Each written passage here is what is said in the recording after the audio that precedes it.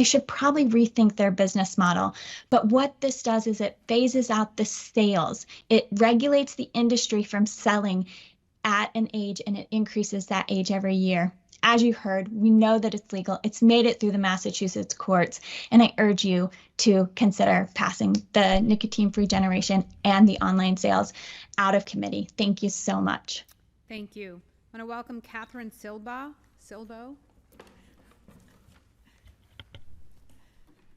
Hi, thank you. And I just want to say I have great respect for the work of this committee, having sat here today. I'm Kate Silva. I'm professor of law at Boston University, and I specialize in approaches to adolescence. I'm also a cancer patient, and I also, with co-sponsor Anthony Ishak, led the successful effort to bring nicotine-free generation to Brookline in 2021. As you know, tobacco kills more than half of its users, and it is implicated in 1 in 5 deaths in the United States.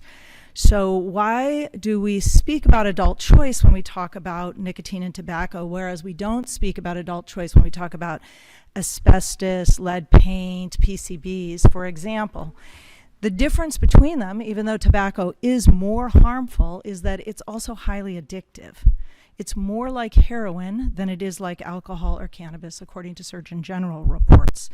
And it is a perfect business model to sell an addictive product because there's an inflexible demand curve. Addiction itself ends freedom and choice.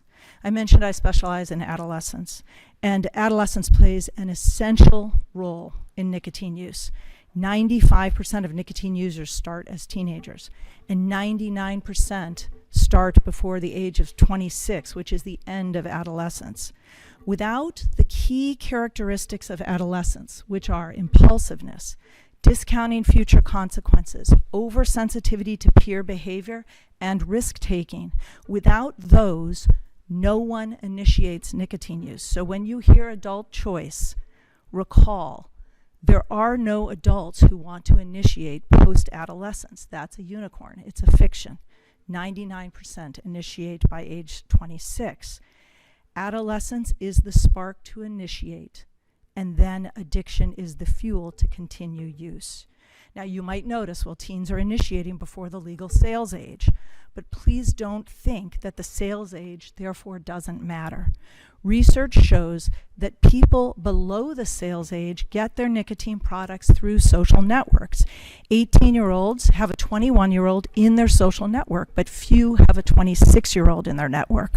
Also, a 26-year-old is exiting adolescence and no longer thinks it's okay to provide nicotine to a teenager. I want to say one thing about harm reduction, which is the transition from smoking to the use of other products, including e-cigarettes. That may be an important step for smokers to take if you're already dependent on the product. But the population that is protected by this act will be people who are not yet addicted to the product. You can keep it that way by passing this act relating to the creation of a nicotine-free generation. Thank you. Thank you. At this time, I want to welcome Anthony Ishak.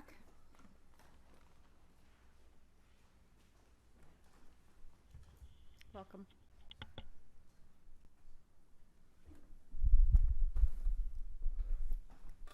Thank you to the chair and the members of the committee for the opportunity to speak today. My name is Anthony Ishak. I am a resident of Brookline, and I am a pharmacist at a small institution just a little bit up the hill. I'm going to start with a few facts and then hopefully a few seconds of a story of why this is so important to me. So in 2018, when we started the discussion around this, it was mostly to push back against tobacco. Tobacco industry continuously looks for ways to addict people. If you remember, prior to the pandemic, a lot of underage users were vaping. We had to think about how to play defense, and the best defense is a good offense. Years later, we now see that a quarter of nicotine pouch users are underage, so tobacco companies continuously adjust. What we know is that tobacco impacts at a very young age. So someone brought up the fact that people can join the military. Not if you're a tobacco user. You are not eligible for basic training. If you're a tobacco user, you can't go to police academy in Massachusetts. You can't go to the fire academy.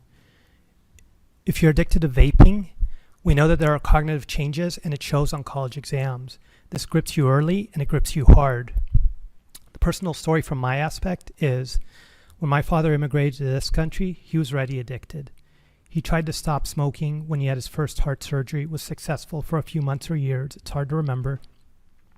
Then he started smoking again. He went to the hospital again, and he had an episode of heart issues, and they told me you have to stop smoking. He said he would. He went home. He had a hat that he would wear outside, and he had a jacket that he would wear outside so that my brother and I and potentially my mom would not know what he was doing outside.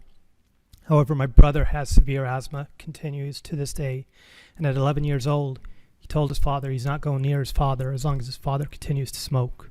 That's ultimately what led my dad to stop smoking. So yes, it could be a choice, but in reality it isn't. The reason it's so important to do this is because of the fact that this just continuously grabs people and just continues to haunt them through their lives. I think even though this is the last bill that you guys are hearing today, it really sums up everything you've heard about protecting youth. You've heard all types of things today about protecting youth and about prevention. This is a solution that, if treated appropriately and passes out of your committee and eventually through the State House, provides funds back to the state that can address so much. There is no cost to the state of passing something like this. So I'd just like to take a moment and ask that you pass this out of committee and move it on to the rest of the State House. Thank you. Thank you. At this time, I want to welcome Emily Weha. Sorry if I didn't say that correctly.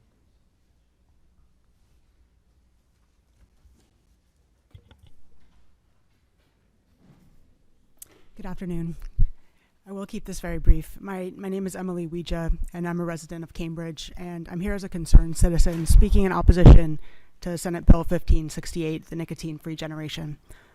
I oppose this bill because it proposes to discriminate and infantilize certain adults based on their date of birth. The age to purchase tobacco and nicotine in Massachusetts is already 21. It's not the job of government to make use of tobacco and nicotine obsolete. It's not the job of government to discriminate against citizens to do so. If this is passed, it will create a dangerous precedent that will make it easier to remove adult choices in the future. Thank you very much. At this time, I want to welcome Zachary Rich. Okay, thank you. Thank you. Stephen Helfer.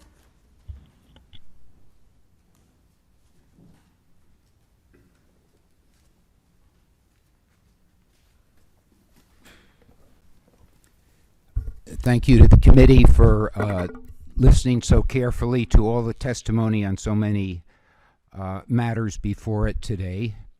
I too am opposed to this generational tobacco ban, which is really a way to usher in total prohibition in Massachusetts.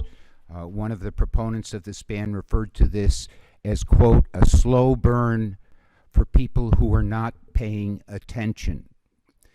Now, of course, everyone says they're doing this for the children. And of course, it's always a way of taking away individual adult liberties by saying it's for the children. But according to the FDA in September 24,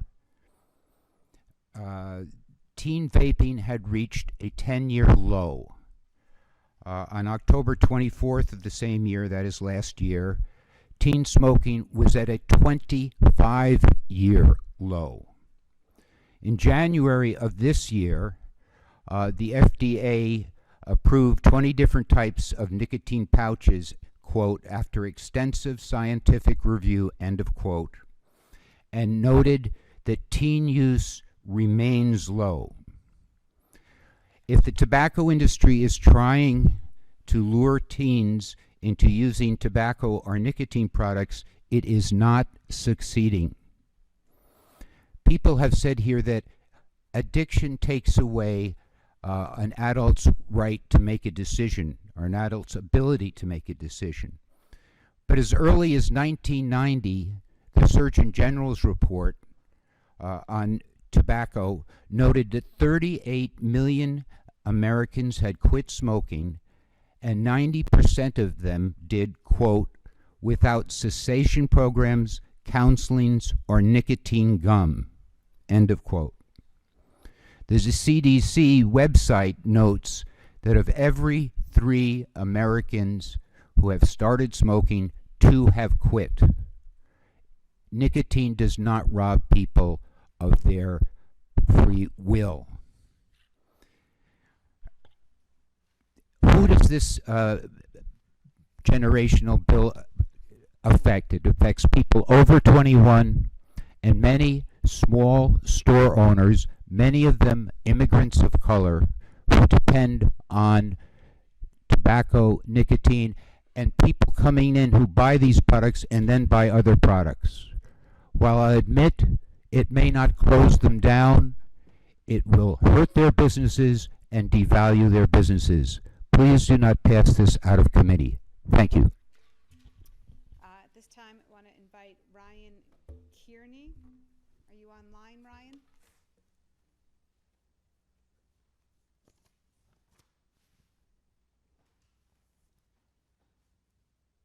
Ryan? Sorry, Madam Chair, I could not hear you on the microphone. My name is Ryan Kearney. I'm from the Retailers Association of Massachusetts. Would like to be recorded in opposition to House 2562 and Senate 1568. These proposals are discriminatory, anti-consumer choice, anti-small business, and unnecessary in light of existing Massachusetts law. In 2018, the legislature eliminated a confusing patchwork of local regulations on legal age of purchase that spread across 170 municipalities and set a level playing field for merchants and a uniform set of expectations for consumers by adopting a 21 as age of purchase. It also had the added benefit of harmonizing the minimum legal sales age for age-controlled products, nicotine, alcohol, cannabis, sports betting, and this created a logical and enforceable standard for retailers. Unfortunately, municipal policies have begun to undermine this uniform approach, creating exactly the same type of regulatory patchwork in 2018 law tried to avoid. And now these bills would institutionalize this problem. The fundamental concern that these proposals treat is that these proposals treat legal adults differently based solely on their birth date. That is discrimination prohibited by the Constitution. The proposals also these proposals are nothing more than an attempt at prohibition, which has failed in the area of alcohol, cannabis, and sports betting, and it will not work for nicotine products. What it will do is disadvantage Massachusetts merchants, as an ever-growing population of nicotine consumers will take their nicotine sales and, more importantly, their accompanying ancillary sales out of state as they seek a one-stop shop for their purchases. For these reasons, RAM urges the committee to reject H5262 and Senate 1568. I appreciate your willingness to hear these comments. I've also submitted written comments to the committee. Thank you. Thank you. Thank you for your time. If people keep that up, then everybody who signed up can speak. If not, about 20 people will not be able to speak today. I want to welcome Heather Warner. Are you here, Heather? Online?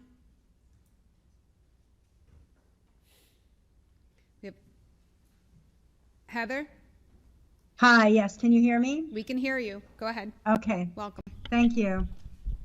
Yeah, thank you so much for hearing all of our testimony and paying close attention to all of the testimonies here today. My name is Heather Warner. I live in Western Massachusetts and I work at the Collaborative for Educational Services as the Hampshire Franklin Tobacco-Free Community Partnership Coordinator.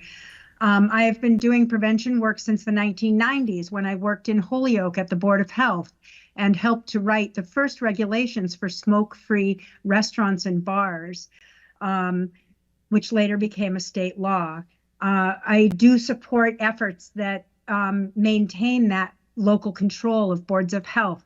I believe it is an important way that we have that we are a leader in Massachusetts on these kinds of innovative laws. I also want to say that in that time that I worked there and continue to work in prevention, in 1997, the youth cigarette rate was as high as 37% in Massachusetts, and then reached an all-time low in 2024 of about 3.2%. But around those same times that cigarettes decline, the industry finds a way to target and market and addict our young people. So we saw the rise of Juul and vaping. Thankfully, right about that time that, you know, young people were using it about 30% regularly with vaping, we eliminated flavors. And so Massachusetts was a leader in that too, that started town by town. Massachusetts, you know, has led the charge, and every time, like now we have Zyn nicotine pouches, and we heard that nearly a quarter of young people are the market for that product, and it's growing. We've been asking more detailed questions on our surveys to suss that out. I think what the nicotine-free generation does is it actually, you know, provides a way for retailers not to feel the burden of this phasing out of nicotine, but instead it really targets the industry, which has relentlessly targeted our youth. It's time for a nicotine-free generation, and you know, it's time to put our children first, to put our residents first, to put our health of the Commonwealth first over the industry that continues to find ways to market to us. Thank you. Thank you. Welcoming Steve Snyder.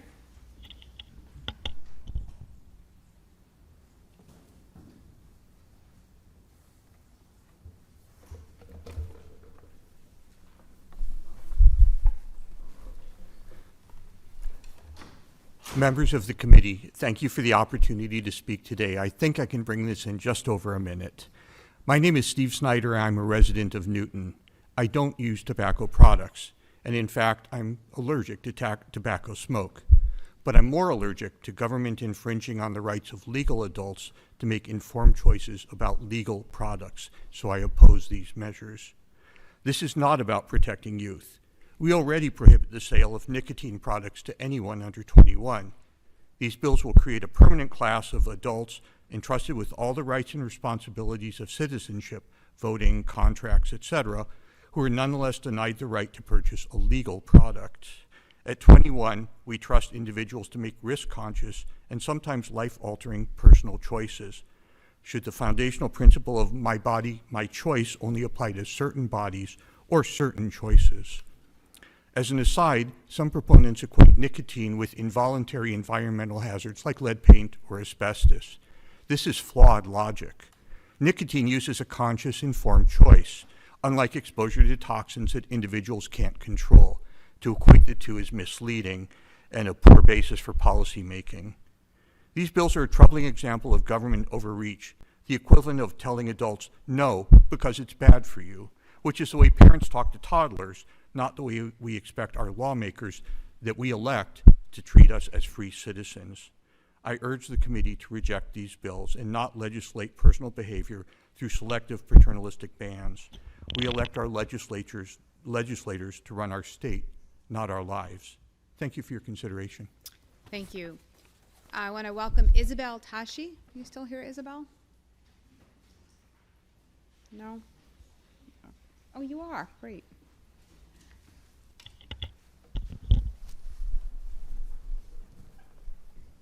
Welcome. Hi, my name is Isabel Tashi, and I want to thank you for the opportunity to speak before you today. I'm a rising senior at Needham High School and have witnessed firsthand the immense impact that tobacco and nicotine product sales have had on young people. To give some further background about myself, I currently serve on a statewide leadership team for an anti-tobacco organization called the 84 Movement. I'm an intern at my town's public health department. I'm actually currently an intern at the State House as well. And I'm a student member of Tobacco-Free Mass. The tobacco and nicotine industry is ruthless. Their business model revolves around marketing deadly products to young people when they are vulnerable and then relying on the addictive aspects of their products to keep young people buying long into adulthood. If you don't want to take my word for it, a Philip Morris executive explained this himself. Smoking a cigarette for the beginner is a symbolic act. I am no longer my mother's child. I'm tough, I'm an adventurer, I'm not square. As the force from the psychological symbolism subsides, the pharmacological effects takes over to sustain the habit. I've seen this business model play out in real life. I know countless peers and friends who use nicotine pouches and e-cigarettes. I lead a program in my town's middle school that centers around mental health and upstream prevention. One of the largest worries that the 7th and 8th graders have is nicotine product addiction. 12-year-olds, 13-year-olds, and 14-year-olds are terrified because their friends are addicted to products. These are children. I had a friend who started using nicotine pouches her freshman year of high school. The packaging looks like a gum container, and because of its unassuming appearance, she thought it wouldn't have a large effect on her. Our sophomore year of high school, my friend started crying in one of our classes.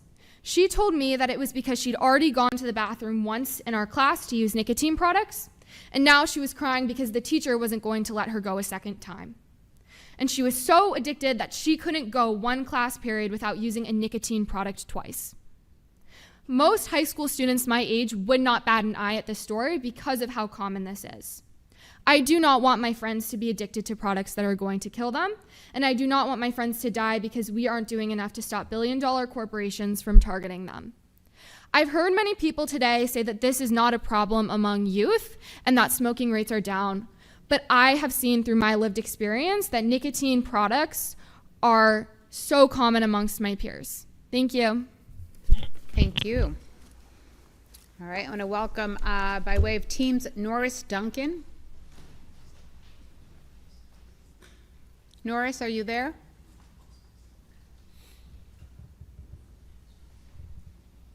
Norris?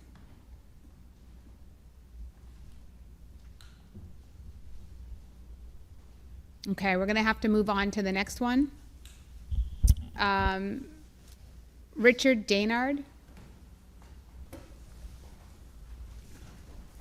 Welcome. Thank you. Great to be here. My name is Richard Daynard. I've been a law professor at Northeastern since 1969. I want to take advantage of the fact that I have some history on tobacco control. I was a member and then became president of something called GAS, Group Against Smoking Pollution of Massachusetts, in 1983. We had a crazy idea, which was to require restaurants to have some seats set aside for non-smoking. That was, and it was, we had very little public support. There was public support, but most people thought it was really crazy. It never happened. It happened nowhere else. It's not the way life went. We did pretty well, and similarly in terms of non-smoking in workplaces, smoke-free workplaces. The argument that people had a right to breathe clean air at a restaurant or at a place where they work, whether a restaurant or anywhere else, that was a new argument. It was a revolutionary thought. Then we also had, a little later in the 80s, I set up something called the Tobacco Products Liability Project with another crazy idea, which was that you could actually sue tobacco companies the way asbestos companies had been sued, and for a large part put out of business. And everybody knew you couldn't sue tobacco companies. It had been tried in the 60s. It didn't work. They weren't quite sure why it hadn't worked, but there must have been good reasons because it didn't work. And we weren't clever enough to understand that, so we just pushed ahead. And that ended up working out pretty well. But it was another Massachusetts idea that generally was rejected, not because people had good arguments against it, but because it hadn't been done before. That's the strong argument. I mean, think about what is the argument for the nicotine-free generation. Ask any parent, including a smoker, at what age would you like your kid to start smoking? Is it 18 or is it 21? The answer will be, I think, close to 100%. Never. Crazy question. Never. I never want them to start smoking. And if the parent in question is smoking, I wish I didn't, and I don't want it for my kids. So, we've pressed it in Brookline here, but Massachusetts would be the first state to adopt it. It would be revolutionary. But we have a tradition going back 249 years of doing revolutionary things. So go Massachusetts. Thank you. At this time, I want to welcome Cheryl Spara. Are you online, Cheryl? Okay. We don't see you online, so we're going to move on to Bhavika Kalia. Kalia? Feel free to correct me.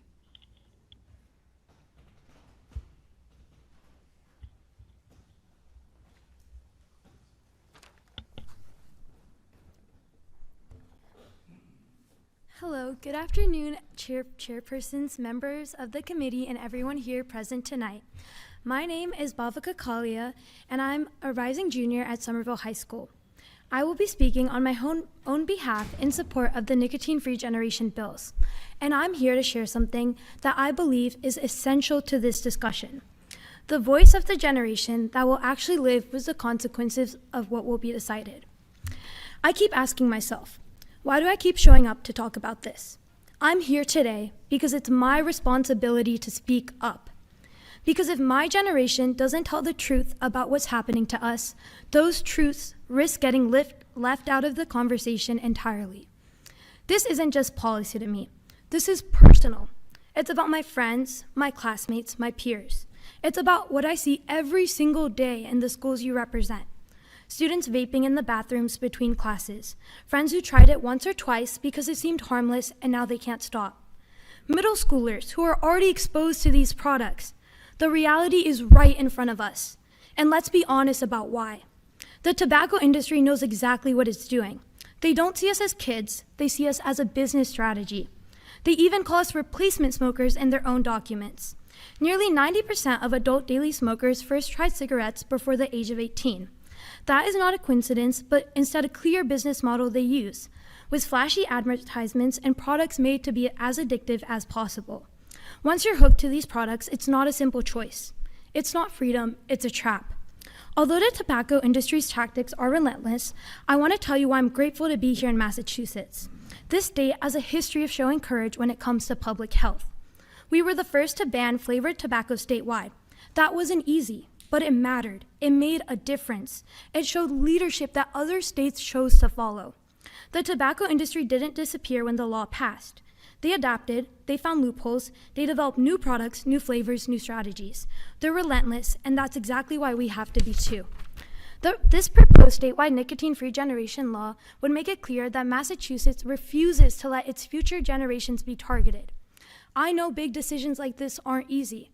I know there will be debate and disagreement, but I also know that leadership isn't about taking the easy path. It's about doing the right thing even when it's hard. And protecting young people from the chains of addiction is the right thing.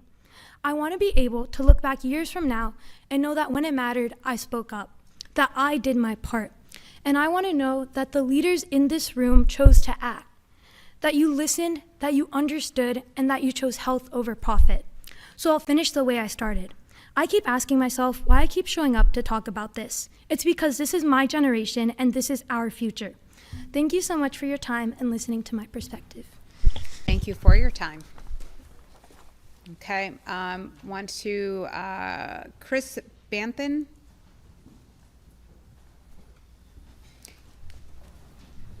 We're not going to get to everyone at this point. But I'll make it really quick. Thank you, Chris Banthen. I've been practicing public health law for about 25 years. I was part of the legal team that defended Brookline along with my colleague Mark Gottlieb, and I can tell you this law is constitutional. The Supreme Judicial Court made that determination.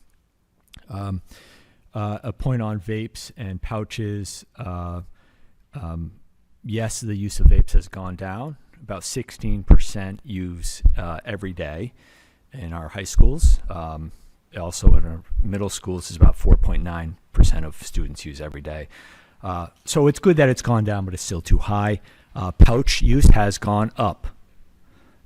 So, as the previous speaker said, we find a way through innovative policy to address this problem, and the industry just goes right around it. So here we are. We have a new policy, a way to deal with this. The last thing is nicotine addiction is incredibly powerful. That's beyond doubt. This law is a fair way to deal with that addiction. because telling someone just to stop is unfair. Allowing them to make the decision and hopefully stop if they would like to is fair, and that's what this bill would do. Thank you. Thank you. At this time, I want to welcome Paul Neff. Not here. Okay. I want to welcome Daniel Klingbeil.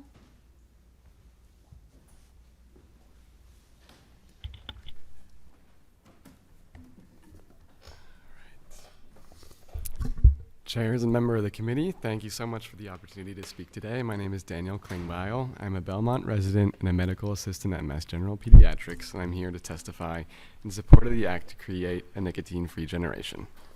In 2020, I started attending Tufts University, where I met people from all over Massachusetts who shared personal stories of nicotine addiction. Two of my roommates from Reading and Arlington, whom I lived with for 2 years, vaped throughout high school and college, eventually transitioning to cigarettes while I was living them. Now, this is not uncommon. I want to provide some context to FDA statistics that we heard earlier.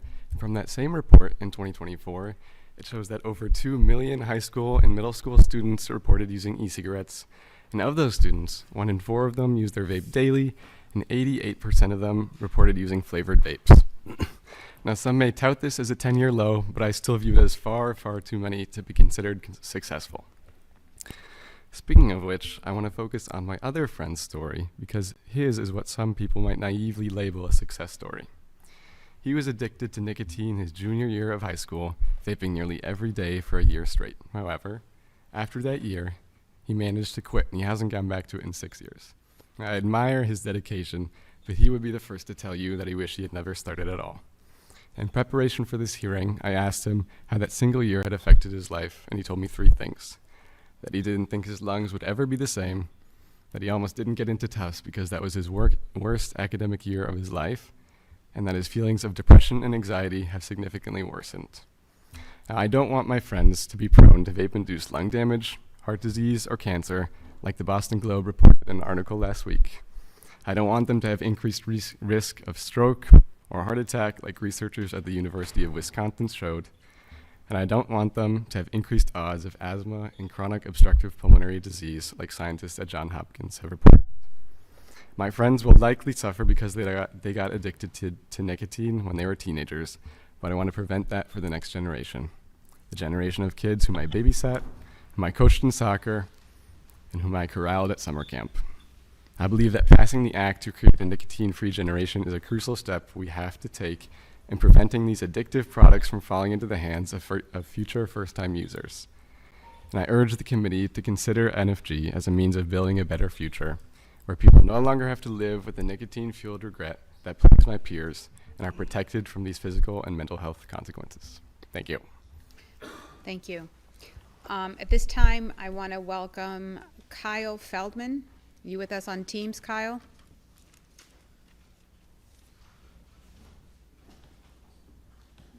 No. Okay. I'm going to bring a panel. There's 4 of you. You have 6 minutes. So divide it up yourselves. But Dr. Alicia Casey, Dr. Alec Gurton, Dr. Greg Sawicki, and Dr. Alex Eaton.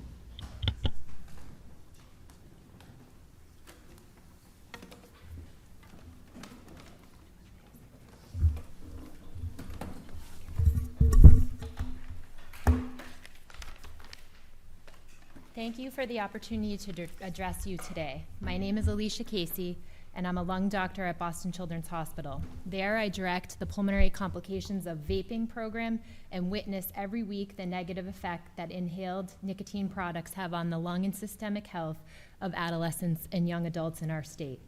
I was a former member of Governor Baker's Legislative Commission on E-cigarette products and a member of the American Thoracic Society Pediatric Advocacy Committee. We are here today to provide testimony in support of the proposed nicotine-free generation law and other bills aimed at reducing youth and young adult exposure to nicotine products in the state of Massachusetts. Every day there is more evidence emerging that newer nicotine products are not safe and are sending adolescents and young adults to the hospital. We have seen over 350 unique patients and the pulmonary complications of vaping clinics since the clinic's inception in late 2019. We have reported about 50 patients with electronic cigarette vaping associated lung injury, or probable EVALI as we call it, to the state.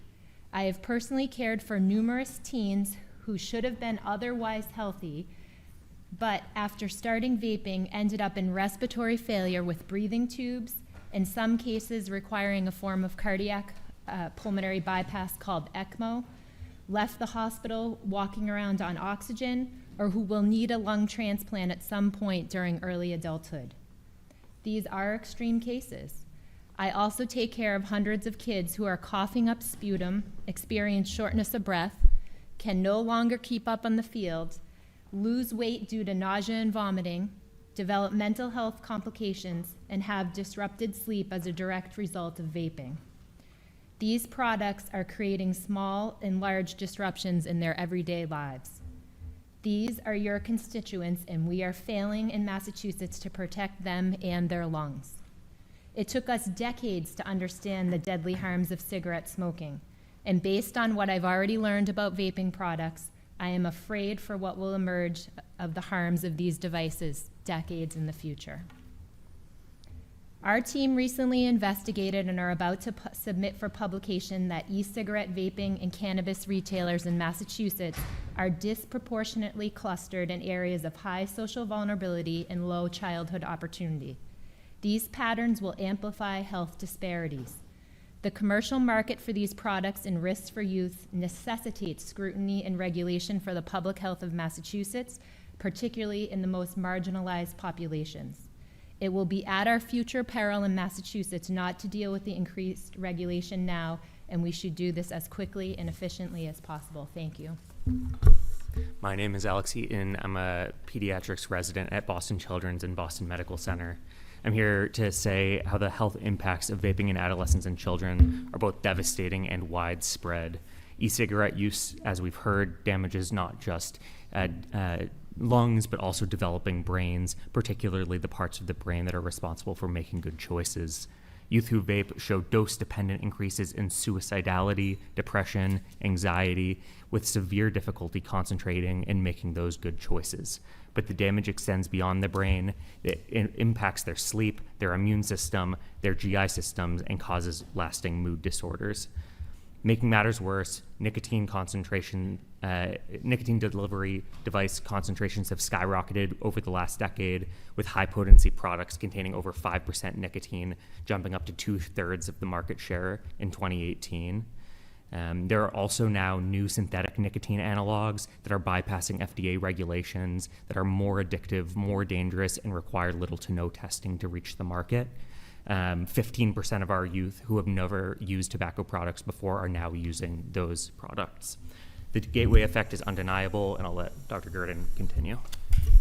Thank you. As you can tell, there's a lot of harms to talk about. And Chair Decker, just to mention one thing that you'd asked about earlier, there's a new study that showed that these e-smoking devices are electronics that have heavy metals. And just like any electronics, those heavy metals come out when you do actually use one of the devices, and levels above those known to cause cancers like lung cancer and have other effects on other systems like the heart and brain.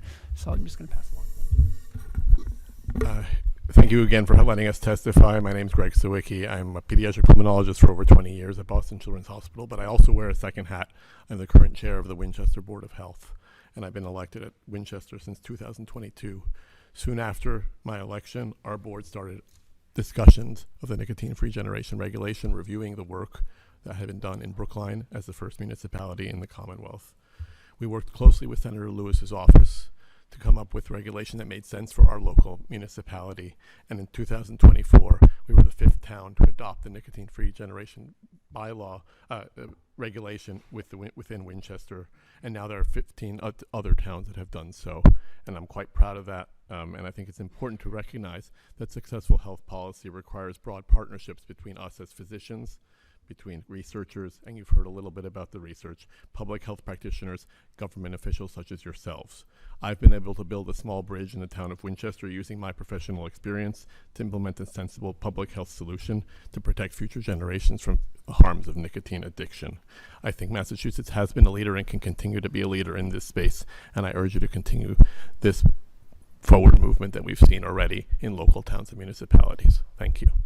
Thank you. And if there's any additional testimony that you want to provide, please do email us. Please email my office. Thank you. Thank you. At this time, I want to welcome Anthony Chu.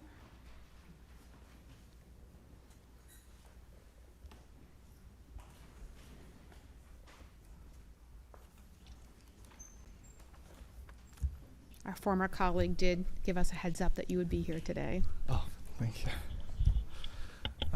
Good evening, and thank you for the opportunity to speak in strong support of the House Bill 2562, the nicotine-free generation policy. I won't repeat a lot of the information that's already been covered today, but as a local public health official, I serve several local boards of health, and I've had the chance to see firsthand the damage nicotine addiction does to our communities and our youth. The premise of this bill is simple. It's a phased, forward-looking policy designed to stop addiction before it starts, without taking anything away from current users. Let's be clear, nicotine addiction isn't a choice, it's a trap. Nearly 9 out of 10 smokers start before age 18, and the industry knows this.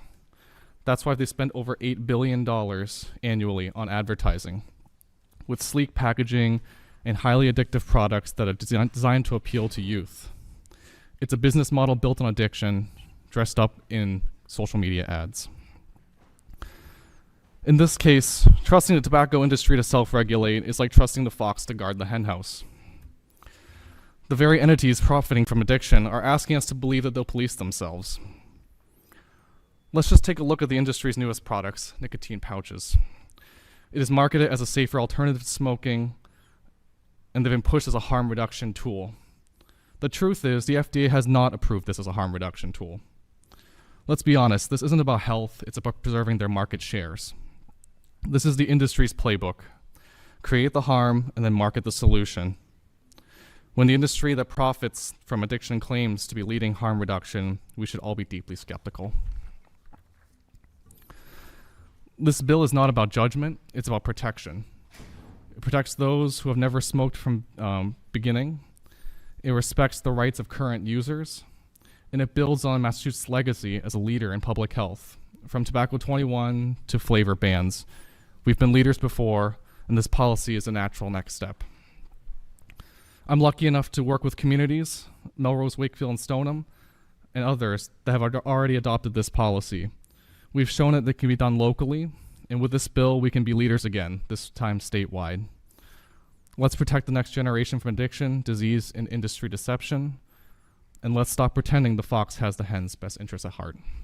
Let's pass this bill. Thank you. Thank you. This time, I want to welcome Robert Mellion.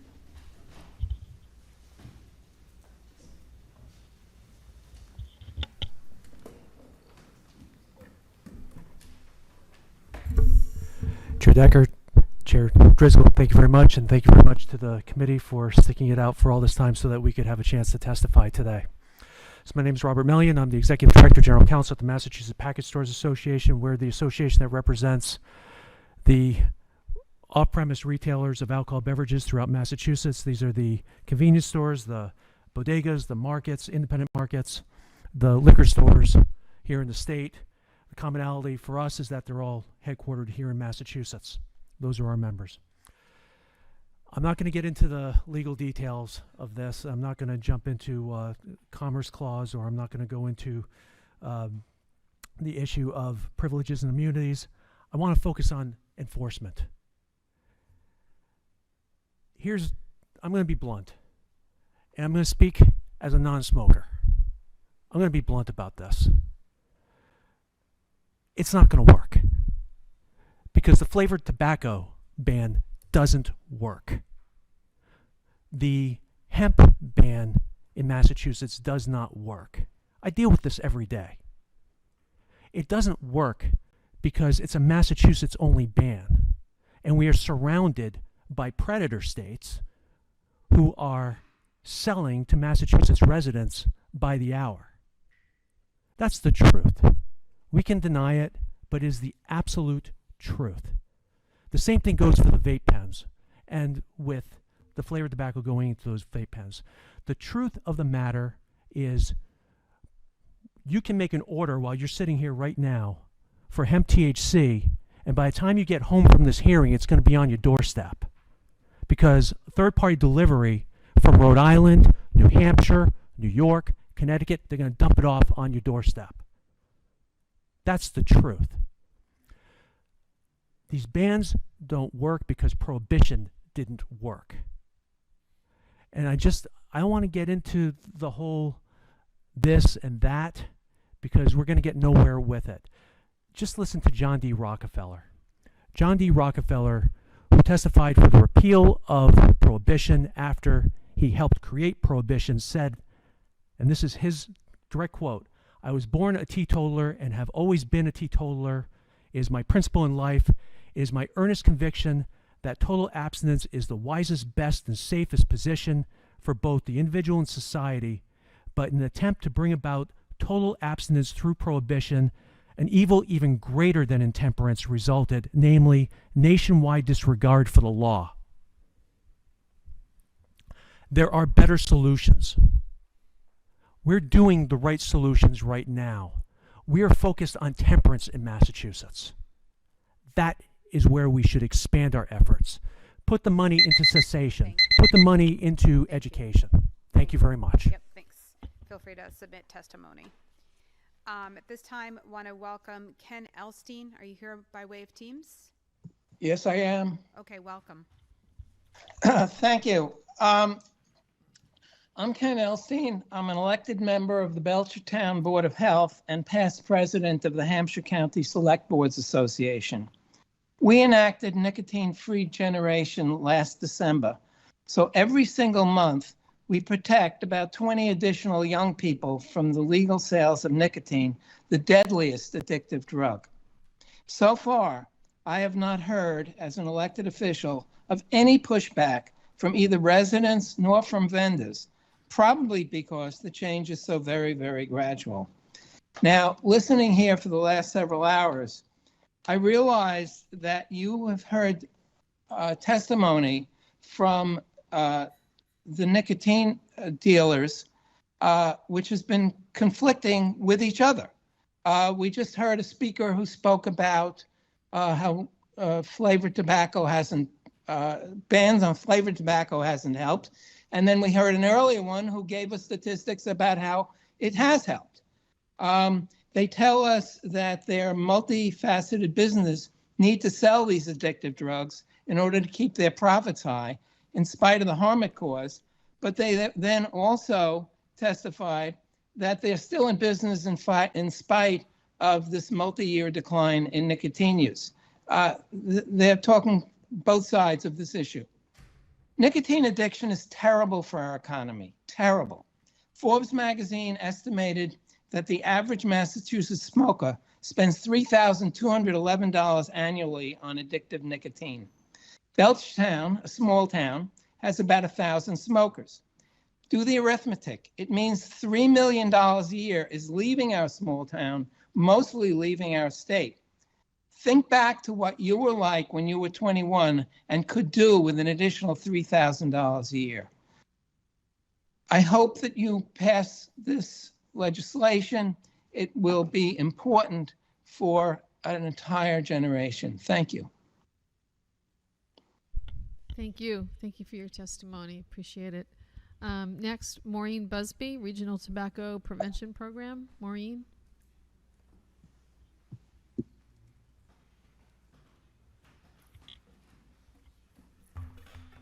Welcome. Hi, Maureen Busby, Melrose, Massachusetts. I threw out my 3-minute speech. I just want to mention 2 things to you. One is that in my work in tobacco prevention, I get to see products in the stores as they come out, the new products that come out. And what I'm seeing now are the most outrageous child-friendly products that I've seen in my time doing tobacco prevention.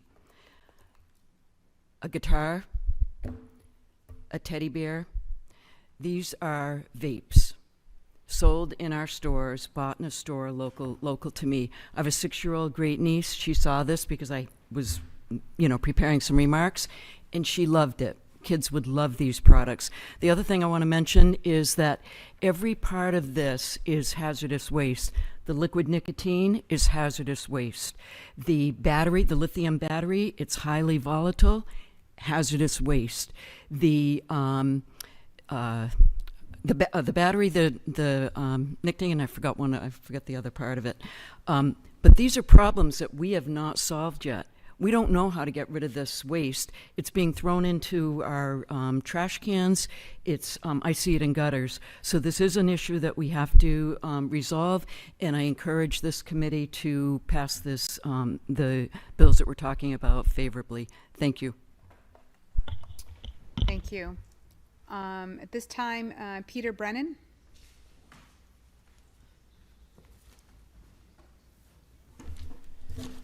Madam Chair, through you to members of the committee, thank you for having me. Peter Brennan, Executive Director, New England Convenience Store Energy Marketers Association, represent the 8,800 convenience stores throughout New England. Over half, 4,421 right here in Massachusetts.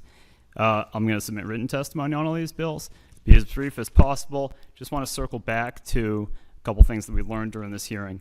Way back, several hours ago, our first presenter was up here showing how easy it is to get flavored nicotine products online. That's why the flavor ban has not worked. It's so easy to get those products online. It's so easy to go to New Hampshire and get those products. It's so easy to go to Rhode Island to get those products. Our flavor ban has been enormously helpful for our retailers that we represent in New Hampshire and Rhode Island, but it's been devastating for those along the border in Massachusetts.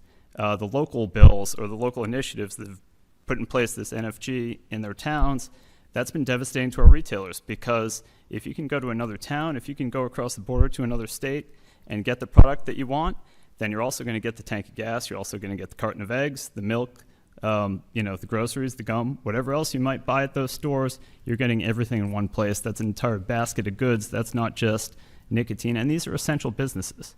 Okay, we were open during the pandemic. We were open every day. People need to get places. We operate to serve the public in the most convenient manner possible. The other point I'd like to note that we learned earlier, the grocery store test. This bill doesn't pass the grocery store test. Okay, I haven't been to the grocery store, a youth sports field, a cookout, anywhere in my town, any of the towns I visit. I haven't heard from one person that thinks banning adults from purchasing any nicotine product is a good idea.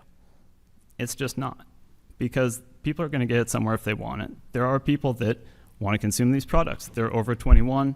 They deserve to make their own choices. Again, happy to take questions if time allows, but I know there's still people waiting.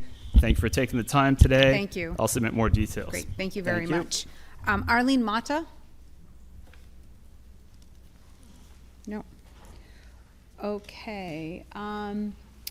Do we have, I can take a panel and then a couple of other speakers. We'll do Chris Duffy, Ben Brooks, and Dave Hallman. Guys, just so you know, you have 6 minutes all together. You've been here all day, so you know the drill. What was that?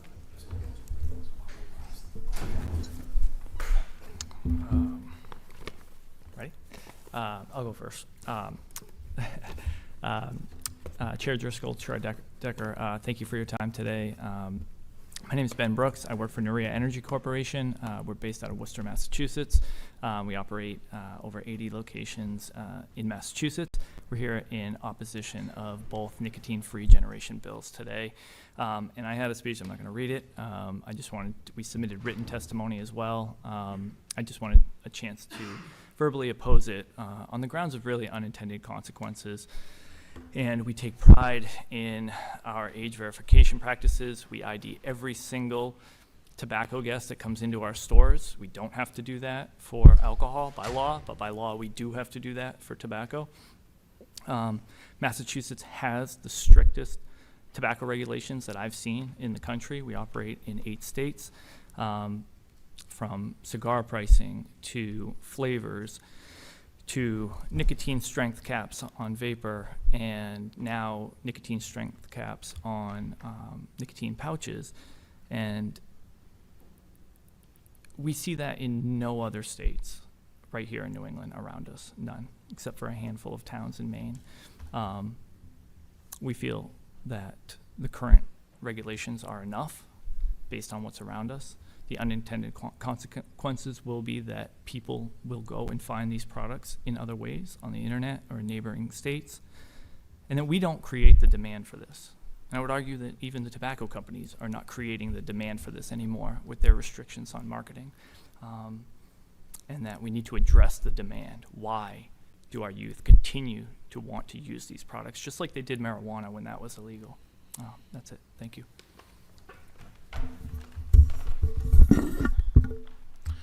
Chair Driscoll, Chair Decker, Vice Chair Sear, Vice Chair Kierans, and distinguished members of the Joint Committee on Public Health, thank you for the opportunity to speak. I'm Dave Hallman, and I'm with Cumberland Farms. I'm here today to oppose House Bill 2562 and Senate Bill 1568, which would change the legal age of purchase for nicotine products in perpetuity, and Senate Bill 1567, which would move all nicotine products to adult-only facilities. The real danger of these policies is from behind the register. When you force retailers to explain to an adult consumer why they can't buy a legal product, you put our employees in harm's way. Employees face verbal abuse, threats, and even violence when enforcing these confusing bans. The nicotine-free generation bills and adult-only facility proposal would escalate these risks, especially as customers compare their rights to purchase other adult products like alcohol and cannabis. Adult-only facility requirements under Senate Bill 1567 are not a solution, they're a punishment. Forcing legal age customers into adult-only facilities would devastate small businesses, significantly reduce foot traffic, and hurt local economies. Most stores cannot feasibly convert to adult-only facility status without sacrificing their core business model.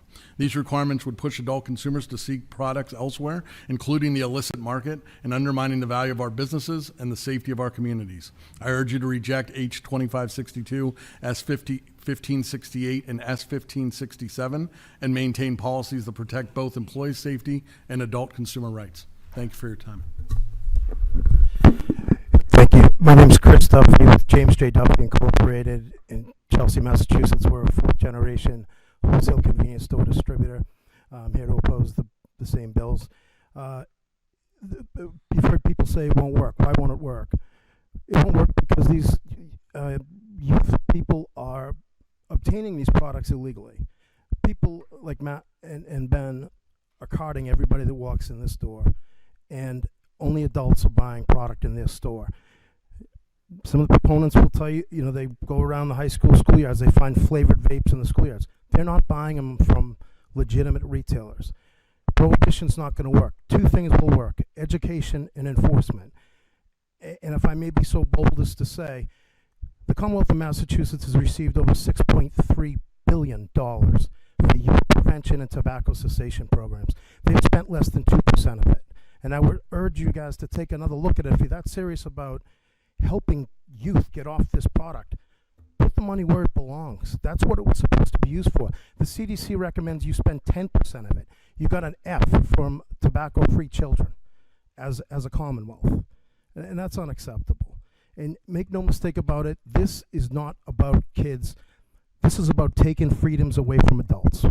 Thank you very much for your time. Thank you for your time. Okay. Next we have Alexander Chevalon.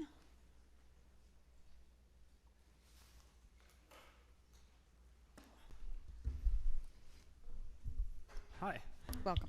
My name is Alexander Chevalon, and I'm here to speak today in strong opposition of any proposed statewide ban on nicotine products for a generation who is not yet able to speak for themselves. This proposal effectively discriminates against an entire generation, one that has no voice in this chamber and no vote at the ballot box. You deciding for them without their input to strip away a right to self-determination that older generations have always had. Let me start with the obvious. It's hard to take seriously a committee that supports regulated marijuana use for individuals over the age of 21, yet pushes for a nicotine ban. You can't champion bodily autonomy and harm reduction on one side, and then turn around and criminalize nicotine. It's inconsistent, it's ideological, and it sends a mixed message. We've already seen how this plays out. Prohibition does not eliminate use, it just drives it underground. We saw it with alcohol, we saw it with cannabis. When you ban something with consistent demand, you don't make it disappear. You just create a gray market where there's no regulation, no safety, no oversight, and no control. Let me be clear, youth nicotine is already plummeting. As other people have said, CDC and state data confirm it. The Massachusetts Youth Health Safety found that youth who have ever tried vaping has dropped from 51.1% in 2019 to 30.4% in 2023. This panic is outdated, and Massachusetts is winning the fight through education and access control, not sweeping generational bans. You'll crush legal business, and you'll crush legal business, and you'll keep eyes on. You'll crush legal business, and you'll keep eyes on while pushing consumers across state lines or into Telegram groups and backdoor sellers. We've seen it before, and we know how this ends. New Hampshire will gladly take these customers, and their sales will bolster their economy and reputation as a free state. And if we set this precedent of banning legal substances based on generational lines, where does this stop? Today is nicotine, tomorrow it could be caffeine, alcohol, or anything else deemed politically inconvenient. So I'll end with a simple question. America has tried prohibition already on a national level. How did that go? Let's not pretend this is courageous leadership. It's a hollow gesture, dangerous in practice, and pushed by interests that care more about headlines than outcomes and second-order effects of making nicotine a cool banned substance with mystique instead of something boring and cringe. Thank you. Thank you. Okay, we're going to move on to just a couple more folks. Jean McDonald, you here? Nope. Okay. Michael Chu.